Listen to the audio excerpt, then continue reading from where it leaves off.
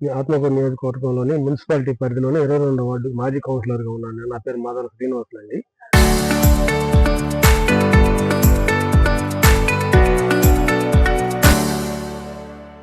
మా నియోజకవర్గానికి సంబంధించి మా పెద్దాయన ఆనం రామనారాయణ సార్ గారు దాని మీద ఆనం రామనారాయణ సార్ గారు అభివృద్ధి మీద దృష్టి సారించి దేవాలయాలైతేమి, ఏవైతే వసతులు కల్పించడంలోనైతే అన్నిట్లోనూ ముందుంచి మా నియోజకవర్గాన్ని అన్ని విధాలుగా ముందుకు తీసుకుపోవడంలో ముందున్నారు. దానికి మా పెద్దాయనకి ధన్యవాదాలు తెలియపరుచుకుంటున్నాము. మన ప్రభుత్వం మంచి ప్రభుత్వం. మన ప్రభుత్వం రాకముందు వచ్చే తర్వాత అనేది అభివృద్ధికి కేరాఫ్ అడ్రస్ గా ఉంది మన ప్రభుత్వం అనేది.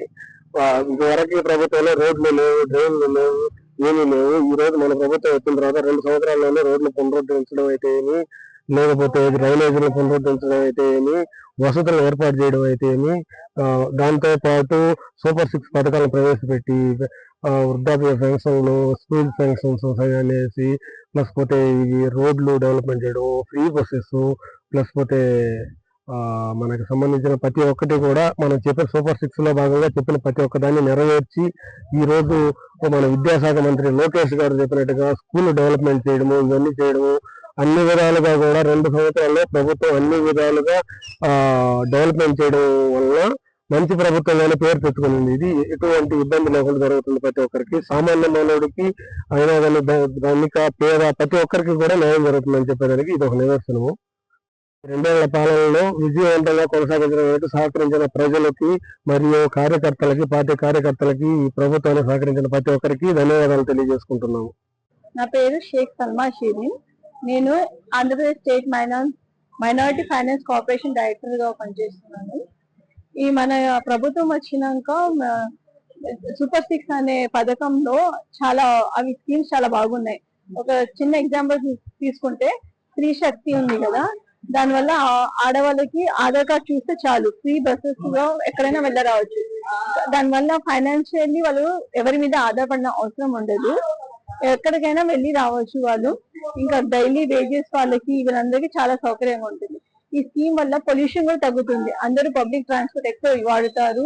ఈ పబ్లిక్ ట్రాన్స్పోర్ట్ వాడడం వల్ల పొల్యూషన్స్ కానీ, ఈ ట్రాఫిక్ జామ్స్ కానీ, ఇలాంటి ప్రాబ్లమ్స్ కూడా చాలా వరకు సాల్వ్ అవుతాయి. ఇంకొకటి, మనం ఇప్పుడు తల్లికి వందనం అనే పథకం ఉంది. దీనివల్ల స్కూల్లో పిల్లలకి పేరెంట్స్ ఎక్కువ మంది లేబర్స్ లో పంపిస్తారన్నమాట, ఫైనాన్షియల్ ప్రాబ్లం ఉంది వాళ్ళకి. ఈ ఫైనాన్షియల్ ప్రాబ్లమ్స్ లేకుండా ఈ తల్లికి వందనం వల్ల డబ్బులు రావడం వల్ల చాలా డ్రాప్అవుట్స్ తగ్గిపోయినారు పిల్లలు. ఇంకా లేబర్ గా పనిచేసే పిల్లలు కూడా తగ్గిపోయి ఉన్నారు. ఇలాంటి ఎన్నో మంచి మంచి స్కీమ్స్ చేస్తూ అభివృద్ధి దిశకి మన ప్రభుత్వం వెళ్తుందని, ఇంకా ఉన్నాయి చాలా స్కీమ్స్. ఈ అవకాశం అందరికీ ధన్యవాదాలు. ఈ ప్రభుత్వాన్ని ప్రజలు మెచ్చి ఆశీర్వదిస్తున్నారు. ఈ 2 ఏళ్ల పాలనలో నమ్మకం, అభివృద్ధి, సంక్షేమం అనే కార్యక్రమం జరుగుతున్నటువంటి ఈ ప్రోగ్రాంకి వచ్చేసి కూటమి నాయకులకి, కూటమి అధికారులకి, ప్రభుత్వానికి మరొకసారి ధన్యవాదాలు తెలియజేస్తున్నాము. అలాగే జరిగిపోయిన ప్రభుత్వం నుంచి ఇప్పుడు జరుగుతున్న అభివృద్ధికి మధ్య వ్యత్యాసమే ఈ 2 ఏళ్ల పరిపాలన. మనందరికీ తెలిసిన విషయమే, మహిళలకి ముందుగా అవకాశాలు కల్పిస్తూ ప్రతి ఒక్క మహిళని ముందుకు తీసుకెళ్తూ, ఎక్కడ కేంద్రంలో అది డీలిమిటేషన్ అయినా కూడా 33% రిజర్వేషన్ మన రాష్ట్రంలో మహిళలకు కల్పించినటువంటి శ్రీ నారా చంద్రబాబు నాయుడు గారికి, యువ నాయకులు నారా లోకేష్ గారికి ధన్యవాదాలు తెలియజేస్తున్నాము. ముందుగా మహిళలకి కేటాయించినటువంటి స్త్రీ శక్తి ప్రోగ్రాం, ఆర్టీసీలో జరుగుతున్న ప్రయాణ సౌకర్యాలు అయితేనేవి, అలాగే మహిళలకి తల్లికి వందనం అనే పేరుతో ఇంట్లో ఎంతమంది పిల్లలుంటే అంతమందికి గాను 15,000 రూపాయల లెక్కన అందజేస్తున్నటువంటి కూటమి ప్రభుత్వానికి ప్రతి తల్లి తరపున ధన్యవాదాలు తెలియజేస్తున్నామండి.